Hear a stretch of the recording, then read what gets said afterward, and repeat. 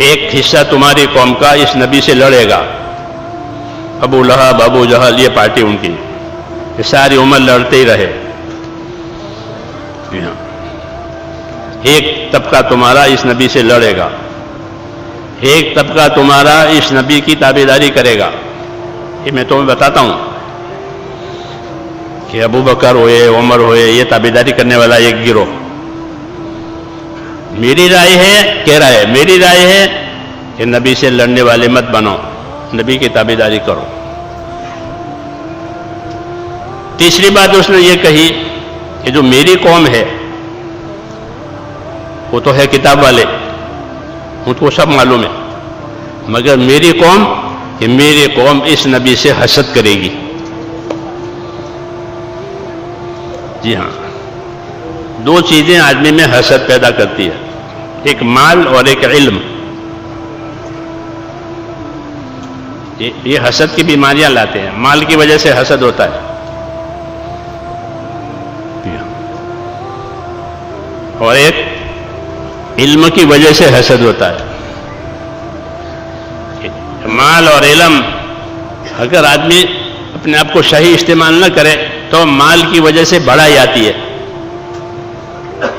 مالدار ہو گئے، بڑے آدمی ہو گئے، پھر مال اس کو حق بات سمجھنے نہیں دیتا. یہ اثر ہے مال کا کہ مال صحیح بات سمجھنے نہیں دیتا. جی ہاں، ایسا دل ہو جاتا ہے مال کی محبت میں. ہاں، اپنی بڑائی آ جاتی ہے، اپنے آپ کو کچھ سمجھنے لگتا ہے. جی ہاں، اور مال کی وجہ سے فساد ترقی کرتا ہے. مال کا استعمال اگر دین نہیں آیا تو دیکھو، بیچ میں ایک بات سمجھ لو، مال کے بارے میں 3 درجے تو بہتر ہیں، 3 درجے برے ہیں. کہ مال میں کیا ہو کہ مال آیا ہے تو انصاف سے رہو، جس کا حق ہے اس کا حق دو، جس کا حق ہے اس کا حق پہچانو. انصاف یہ فرض ہے، کیونکہ انصاف کے بغیر حق ادا نہیں کرے گا.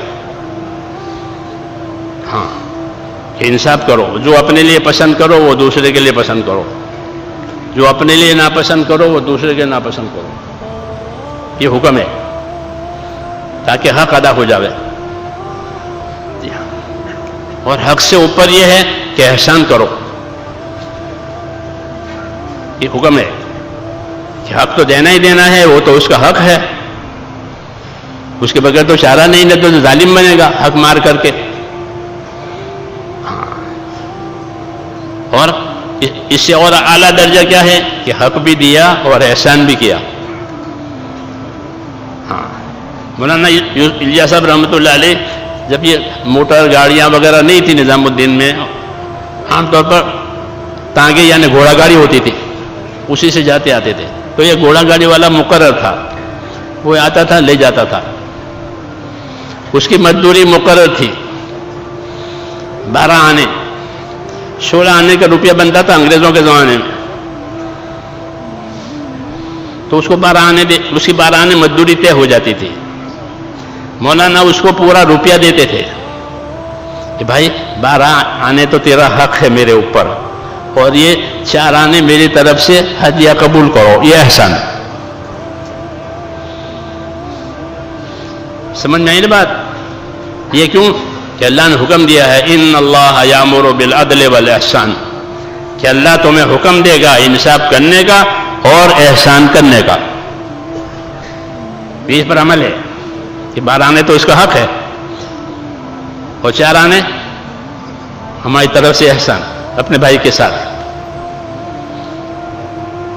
سمجھ میں آئی بات؟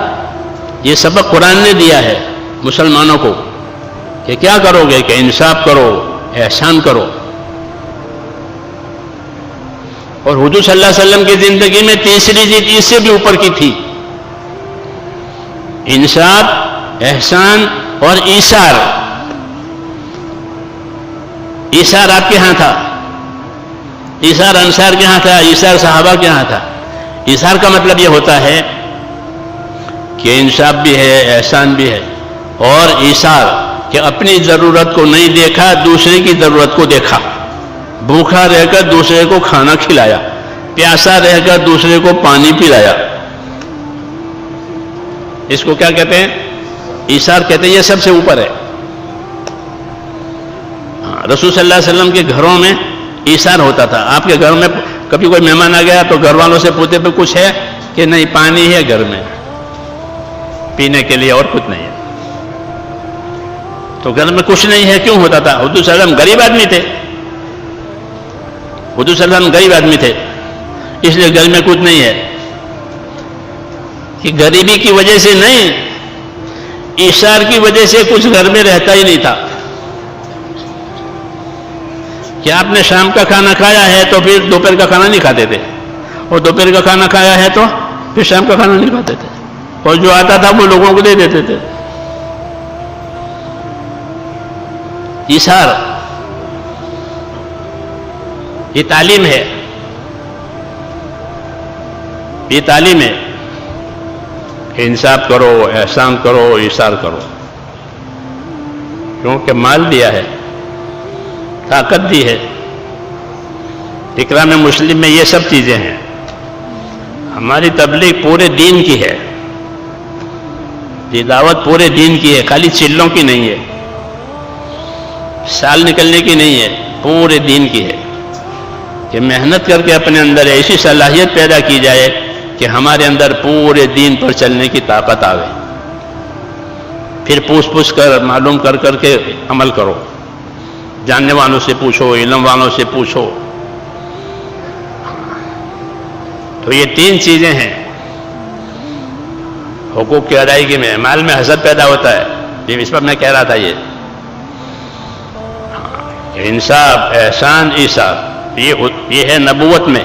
نبی یہ سکھائے گا کہ انصاف کرو، احسان کرو، اور خدا توفیق دے تو ایثار بھی کرو. کیونکہ ایثار کے لیے تو بڑی ہمت چاہیے کہ بھوکا رہ کے کھانا کھلاوے، جی ہاں، اور پیاسا رہ کے پانی پلاوے، اپنی ضرورت کو پیچھے ڈالے، دوسری ضرورت کو آگے کرے. اس کے لیے بڑی ہمت کی چاہیے، بڑا ایمان یقین چاہیے آخرت کا. کرنے والے کرتے ہیں. جی ہاں، یہ تین چیزیں مال میں.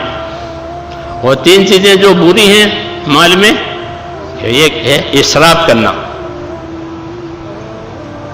کیا کرنا؟